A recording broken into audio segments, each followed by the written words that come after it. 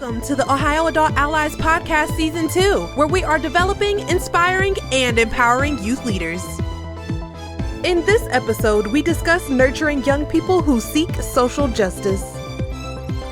Hi, I'm Juliana Fellows from Prevention Action Alliance, a nonprofit agency in Columbus, Ohio that works with stakeholders across the state on prevention services.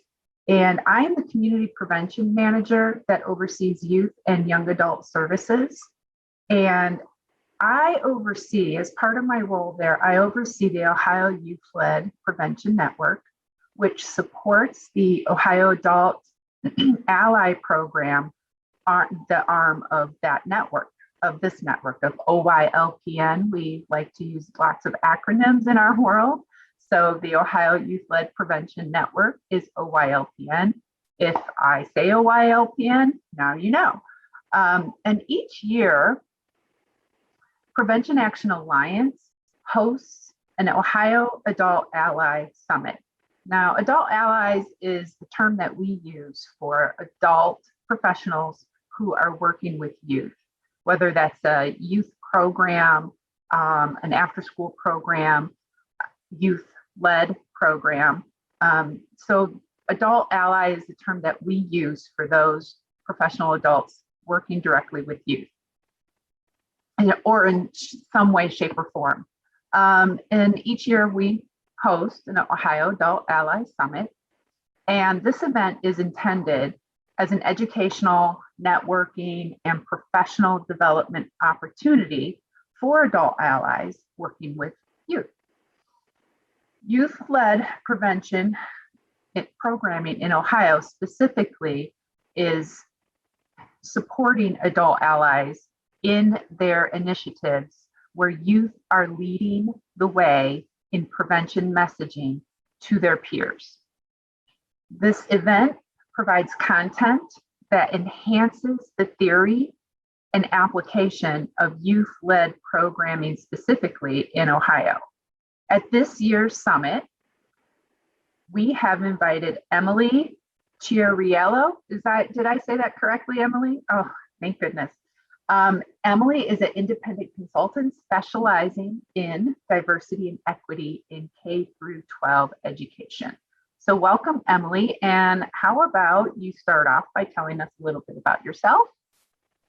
Sure. Thanks, Juliana, and greetings, everyone. My name is Emily Chiarello.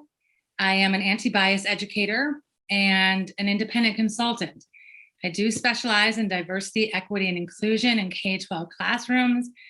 And I've founded and run an organization called Education for the Good. And at Education for the Good, I help clients build their capacity to promote equity and support diversity, whether in the work they do directly with students and communities, or through the content and services they provide to educators who are working with students and communities. So my background is in education. I have a decade plus experience in the classroom teaching middle school and high school social studies and language arts. I've also been a new teacher mentor and instructional coach. And I spent about 4 or 5 years working for an organization called Learning for Justice, which was formerly called Teaching Tolerance. Some of you all might be familiar with the group. And while I was at that organization, had the privilege of being involved in writing an anti-bias framework, which outlines benchmarks and goals for bringing social justice and anti-bias education into classrooms and youth-led spaces. And so that framework is something I really look forward to talking about and sharing as a tool with the adult allies in this community. Thank you, Emily. Well, then let's get into the meat of what you do, starting off with your anti-bias education work. So go into a little more detail about that. And then if you could also add, what is the purpose? So tell us a little bit more, and then what is the purpose of the work? Sure, thanks for that.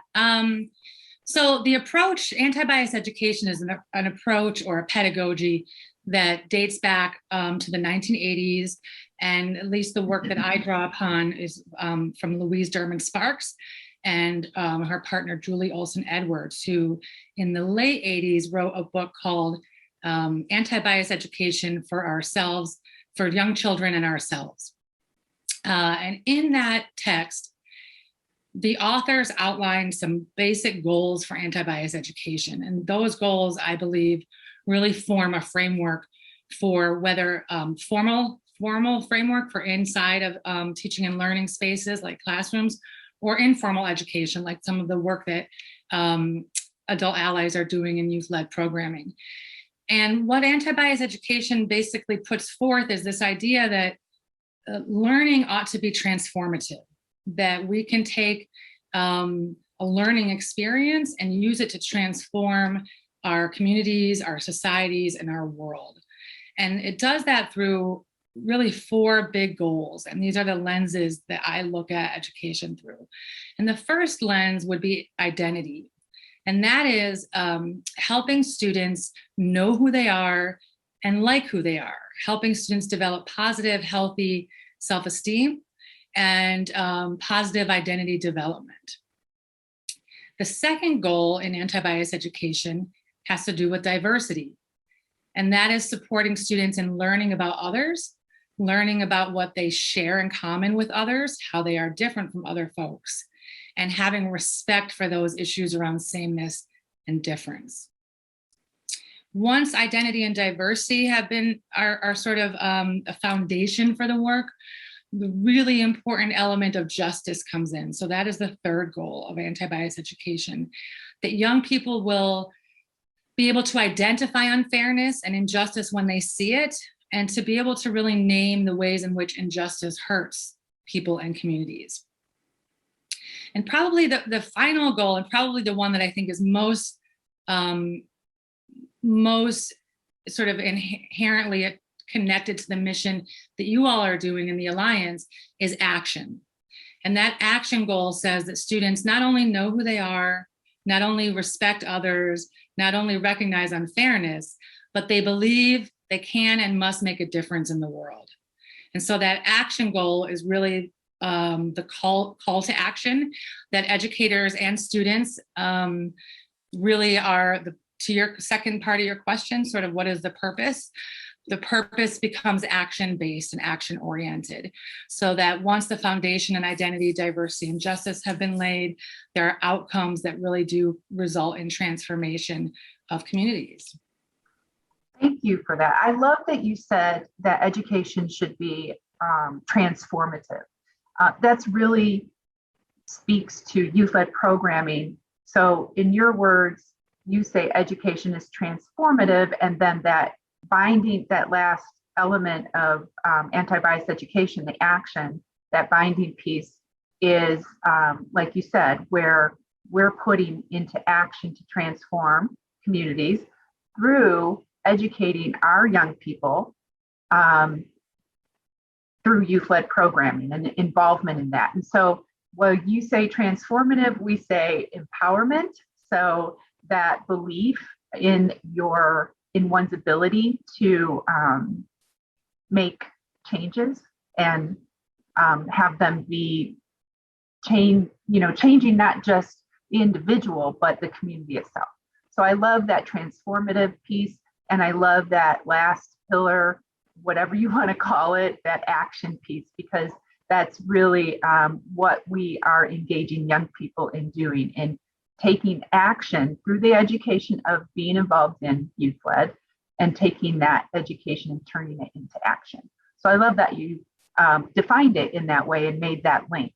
So I guess to know a little bit more, how do you define anti-bias, equity, the work that you do? How do you define equity? How do you define diversity? And then how do you support equity and diversity in your work?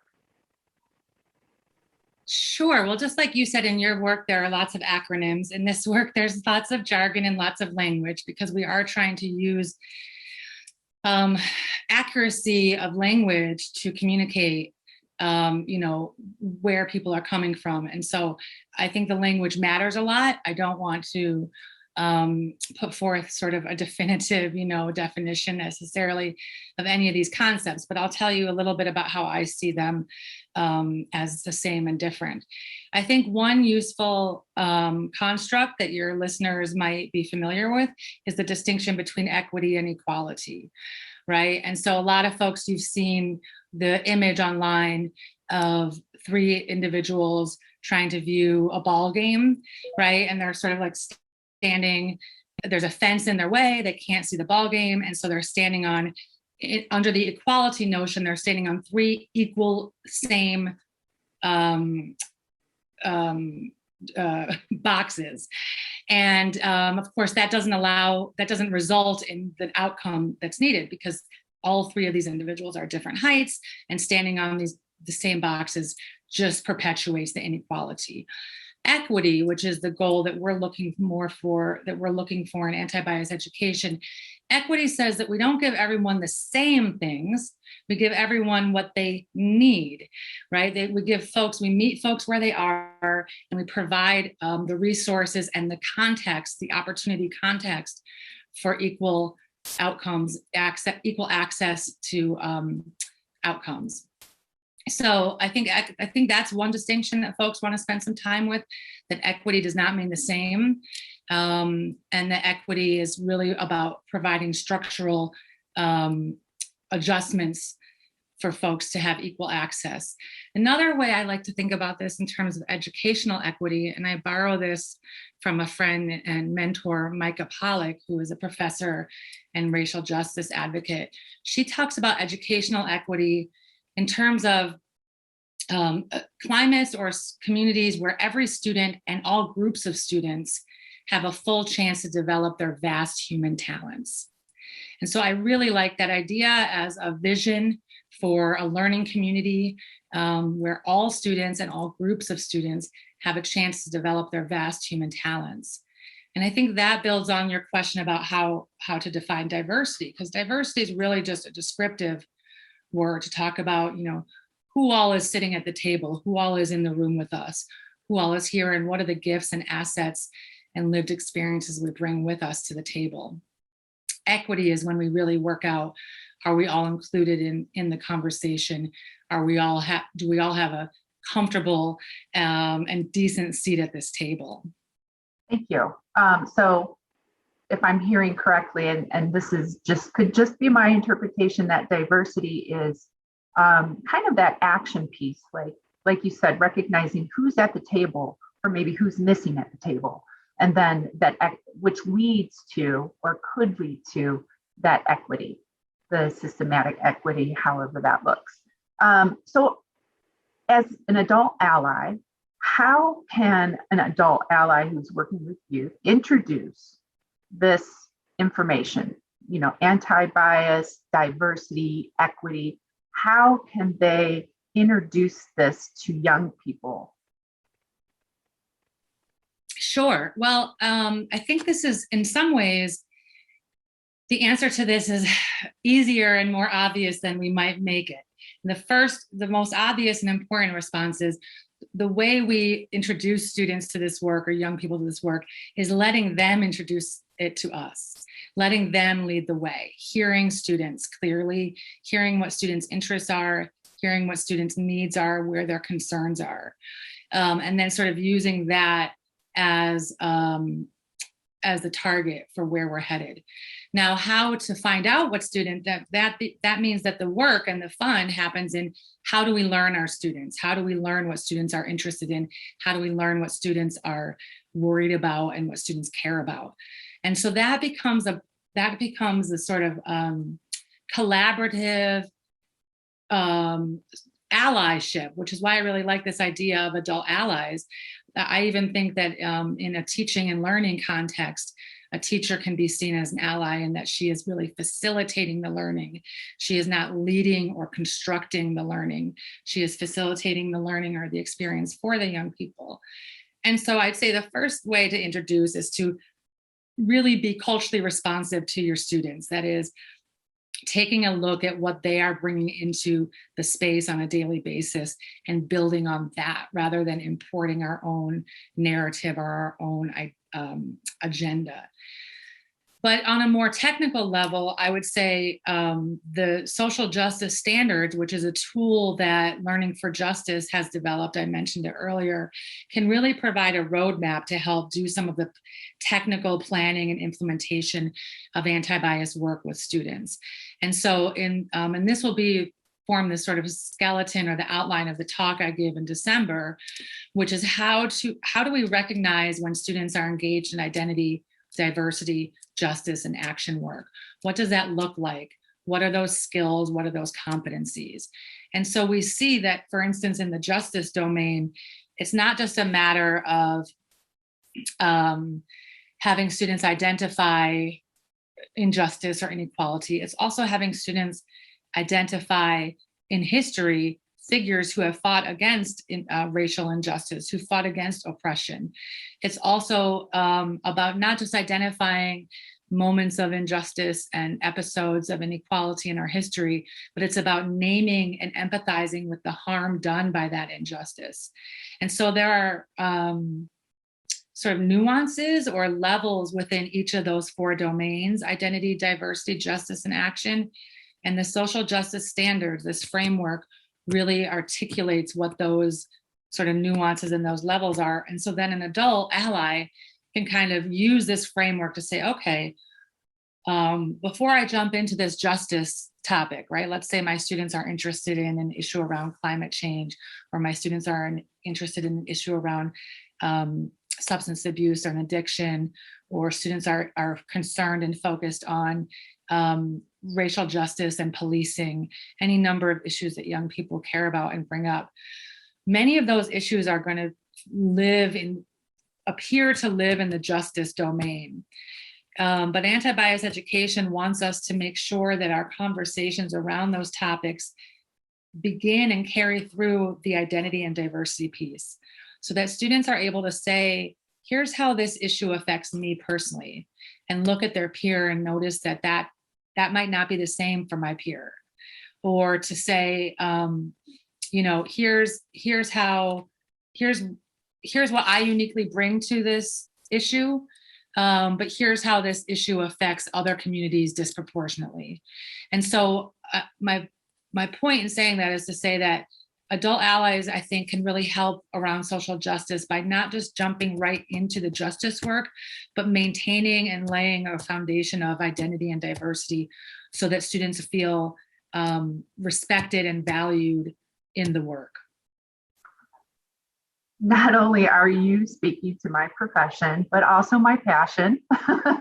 So thank you. I love how you preface that. I love everything about that.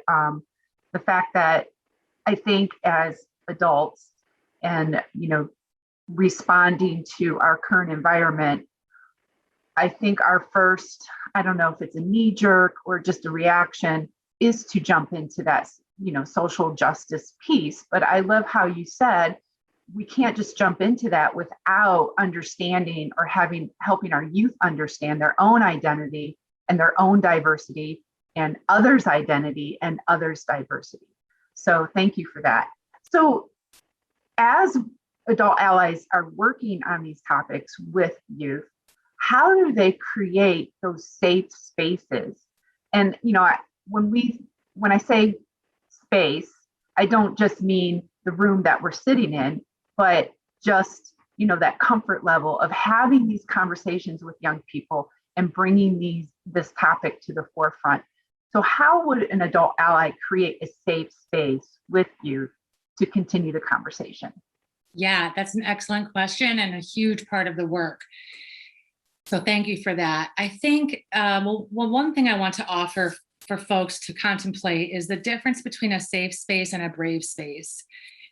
Safe spaces, while of course I understand the intention and we want to arrive in a safe space, can sometimes be fraught or problematic in a few ways. One being that we can't really promise our students that safety 24/7, 365 days a week. So we might create an identity safe classroom or an identity safe after school program where students can show up and be accepted and respected as their full selves, but that's not necessarily preparing them for spaces that they're going to need to negotiate after my program where they might not necessarily experience that same level of safety. So with the same principles in mind of safe spaces, Brave Spaces has more of an element of helping folks find the strength and the courage to enter into uncomfortable or difficult conversations despite the discomfort, and to sort of practice being a little uncomfortable and building up some of that resilience and some of those skills and capacities. The other problem some folks have said with safe spaces is that sometimes it gives us an out. It gives us, let's say the need is for us to speak up or stand up to bias or prejudice. Sometimes in a safe space, we might feel that comfort and sort of comfort and getting along is sort of the ideal. And so we would just want to emphasize that in a Brave space, comfort's not necessarily the goal, right? Like we said, transformation, equity, awareness, those are the goals. And so for that, we might need some discomfort. So I'd say for the adult allies trying to create Brave spaces for their students and their youth that they work with, the first step is really checking in with self. We talk about this work being inside out work. So before I can start sort of directing or even gently coaxing or catalyzing or whatever we do to motivate and inspire our students, before we even get into that work, we need to really check in with ourselves. How comfortable am I with this topic? How have my own social positioning and privilege and power impacted my relationship to this issue? And does that mean I need some other adults to help me out here? Does that mean that I need to be more quiet and do more listening? Does that mean I need to do some reading and learning on the history of this topic? And do I have to check some of my own biases because I feel triggered and emotional when certain topics come up? So there's a whole section of this work that's really about self-reflection. I'd say once that work that work never ends. So in addition to that work, another really important and successful strategy I've seen used in creating Brave spaces is setting community agreements or discussion norms, so that as a community, in a space, we have certain agreements that we've arrived at for how we're going to talk about these things, for how we're going to talk to one another. So this might be simple rules about no put downs, but this could be more complex or more challenging norms like take space, make space, which is one that I like to use, which is trying to create more equity of voice. So folks who participate a lot in our verbal processors are called upon to sort of tone it down or edit themselves. And young people who are a little shy and spend a lot of time sort of thinking and editing their words have a little more courage to take some space and speak up. Other community norms have to do with being an active listener, respecting privacy, engaging. One I really like that I think is useful for adults and youth is in terms of disagreements, challenge the idea, not the identity, challenge the idea, not the person. This is something that comes up a lot with young people. If we're having a conversation about a controversial topic, things can get really heated, and it's very easy for it to slide into sort of put downs or sarcasm and kind of harsh joking and whatnot that peers might do with one another. And that can really shut folks down and be detrimental to the conversation. And so a norm that we can work on is focus on the idea that you're discussing, not focusing on the person who you're talking to. So yeah, I would say a combination of adults doing the self-work and working with their students to develop those community agreements are both helpful in making those brave spaces. Thank you, Emily. That was very good information, even your examples of how to do that. Very useful information. And I love the whole, check in with yourself, the self-reflection thing. Again, sometimes as adults, we think we know what's best for everyone. And, sometimes we do have to take a step back and say, okay, where am I at with that? So since we're going to continue with how to help adult allies do this work with youth, but why also is it important to even do the work with the youth? Sure. There are so many ways to discuss the importance of this work. I think probably what's most important to me is that students are authentically engaged in their own lives, right? And so that they're not just going to school or going to programs to receive, they're not just empty vessels receiving deposits of information, receiving, information and indoctrination and sort of rote learning.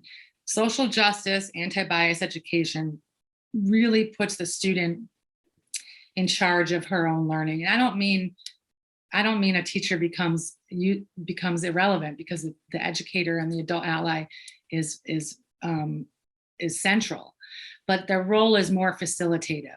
And so the why becomes helping students become independent thinkers, raising their critical consciousness, so that as voters, as citizens, as community members, they grow up and move into a space authentically where they feel empowered to transform things that are not right. So I think there's a civic mission in the work adult allies do, and in the work of anti-bias education, in terms of, looking at youth-led communities as sort of microcosms of what the future will be like. I think the why for me is really that civic piece of being sort of an active member of a community.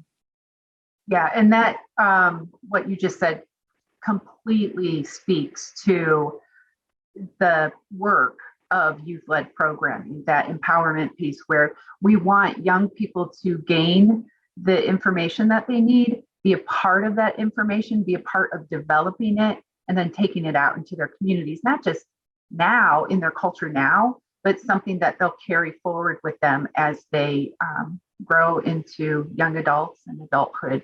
And when we think of youth-led programming and that sustainability piece, this is part of that sustainability piece, that civic duty, in being involved in policy and advocacy to change systems, ultimately.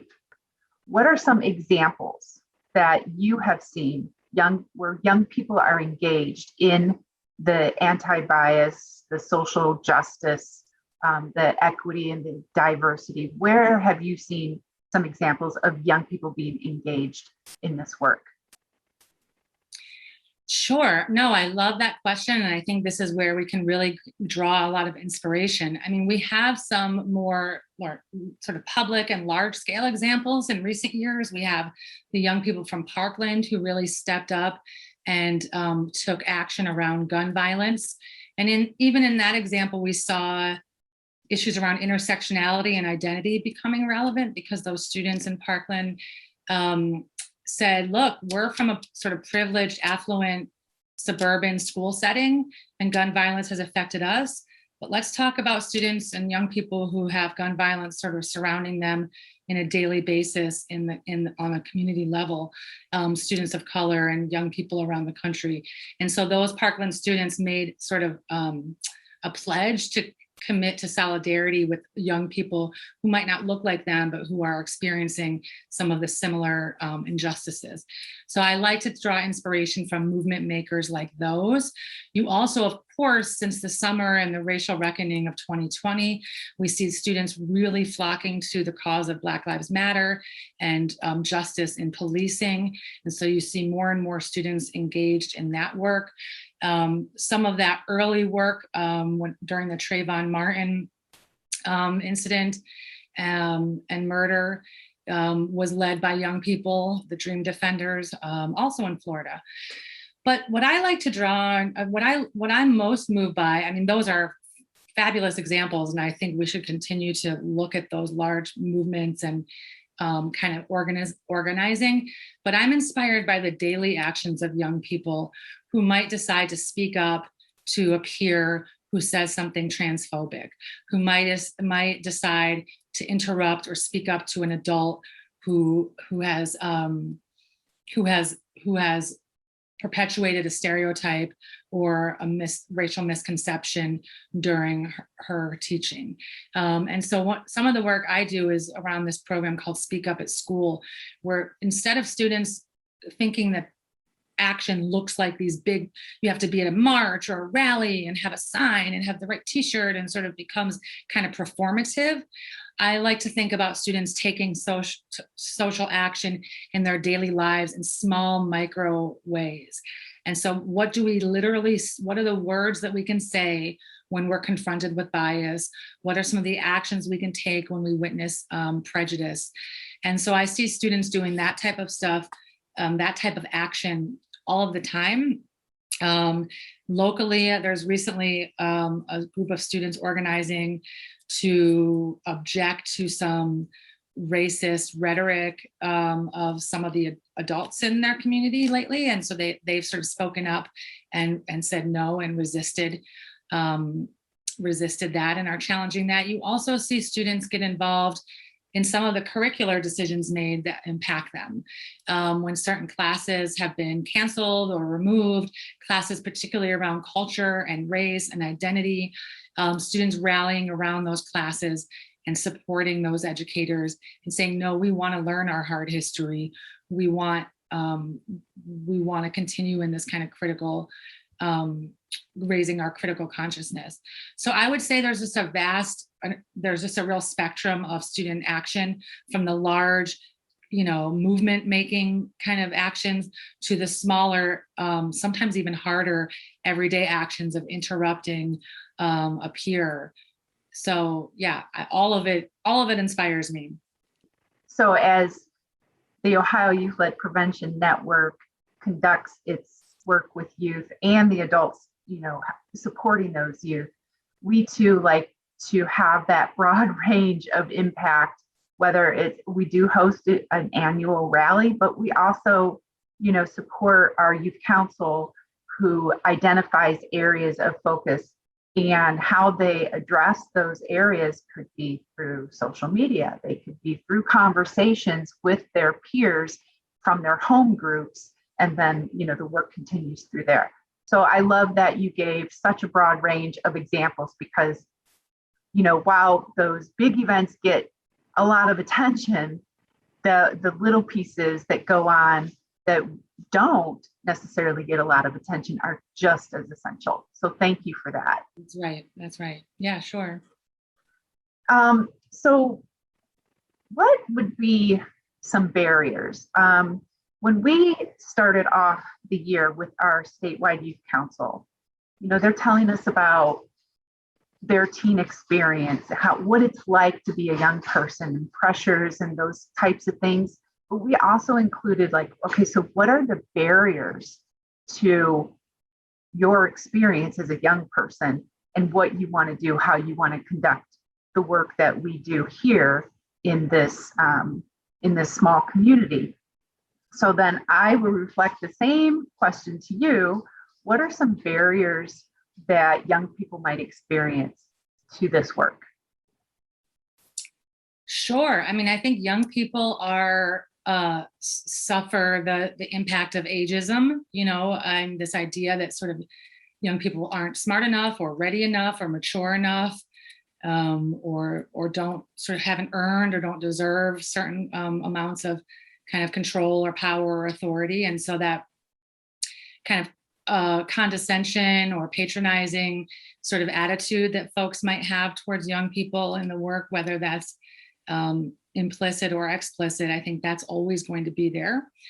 I think there are other more sort of philosophical obstacles that are related to ageism, but have more to do with the way we see education in our society, which is, again, are you preparing students for college and career? Are you preparing students for, in a civic, in terms of their civic responsibility? What are we preparing students for? And very often we see adults who are not allies, who are really, who may love and care for their students and work very hard, but who are really there to sort of carry out a script or carry out a narrative and deliver information that the young people are to then receive. And it's sort of a one-way kind of linear approach. And that can be a real obstacle. So in other words, if you have young people whose critical consciousness has been raised, they're going to be questioning authority. They're going to be challenging structures. They're going to be asking the tough questions. And in a more traditional form of education or adult-youth relationship, more traditionally, will sometimes regard that as disrespectful or as non-compliant, or as, not following the rules. And so, I think the biggest barrier can be adults.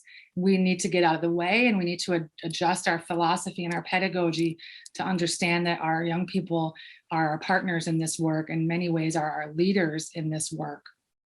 And then other obstacles I'd say that you see are really structural. Like, many students are so busy, and they're often busy helping meet the needs of their families. Many students have jobs.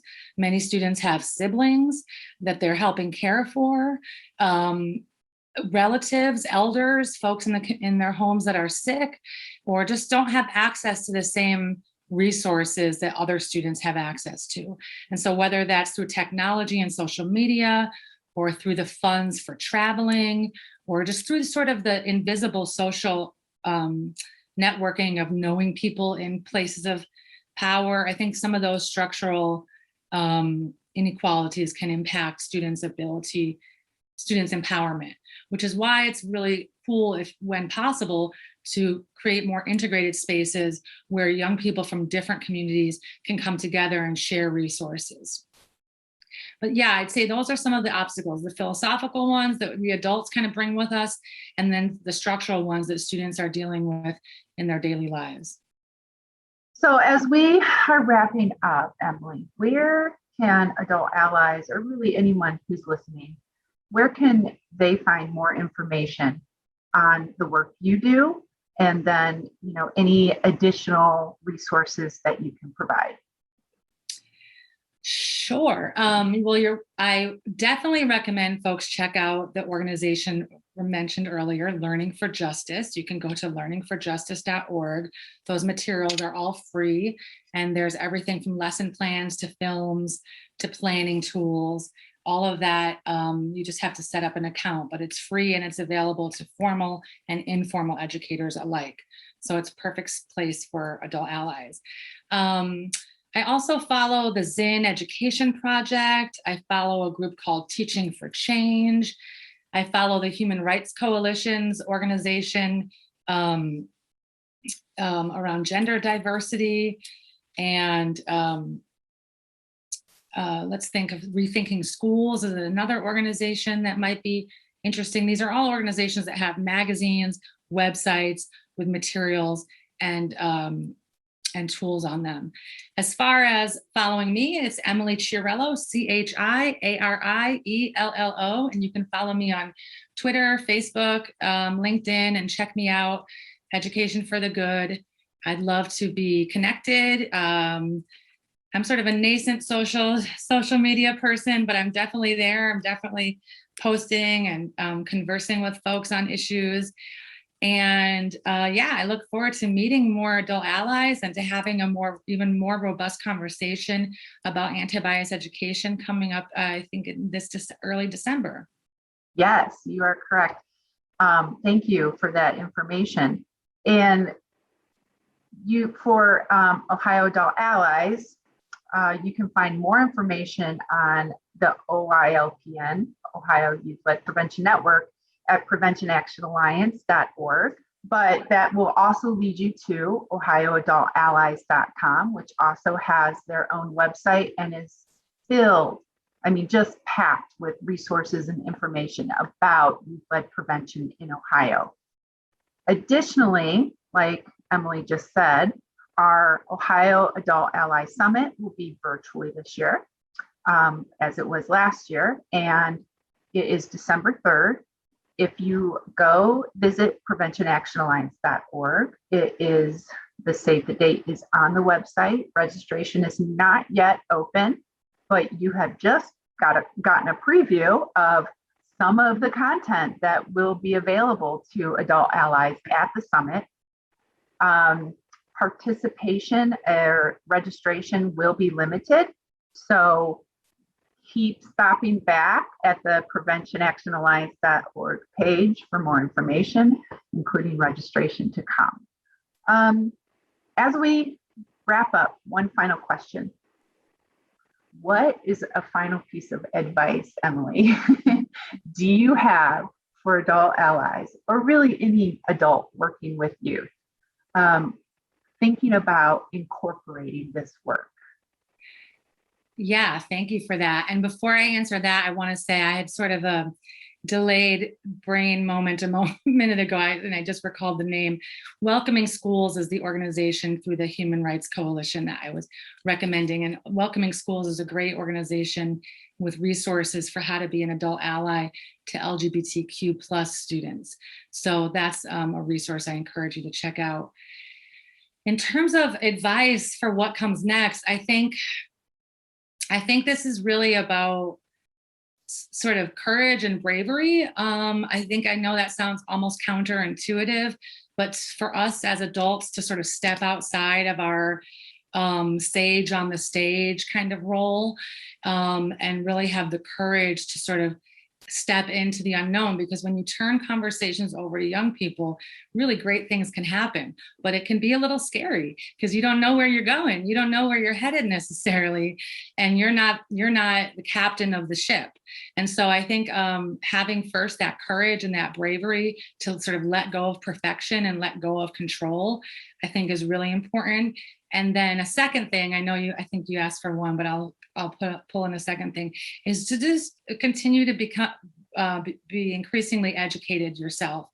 Even since 2020 as a country, it's like we're suddenly sort of more broadly exposed to some of the hard history of our nation's history, some of the hard elements of our nation's history, and adults are learning along with students about some of that history. And so I think my second piece of advice would be to bone up on history, to bone up on what's going on in your community, and to become more and more educated in terms of issues around justice and equity. I'll take all three of those pieces of advice. And two words that stuck with me are we should be asking adults when working with youth to be educated adventurists, because it truly is like an adventure with youth when you are giving them, the reins to say, all right, what do you think? And it does take courage and bravery. Yeah, right. So thank you so much, Emily, for joining us today. And I absolutely look forward to the summit and having you there and engaging our broader adult ally audience. I think this is going to be a spectacular event this year. And I thank you for your participation in the podcast and being a keynote speaker at our event. Well, you're more than welcome. It's my pleasure to be here, and I'm looking forward to what comes next. Thanks, Great. Juliana. Thank you, Emily. Thank you for joining us today on the Ohio Adult Allies podcast. If you would like more information on our work, visit us at ohioadultallies.com. You can find more episodes on Spotify, iTunes, and other platforms by searching Ohio Adult Allies.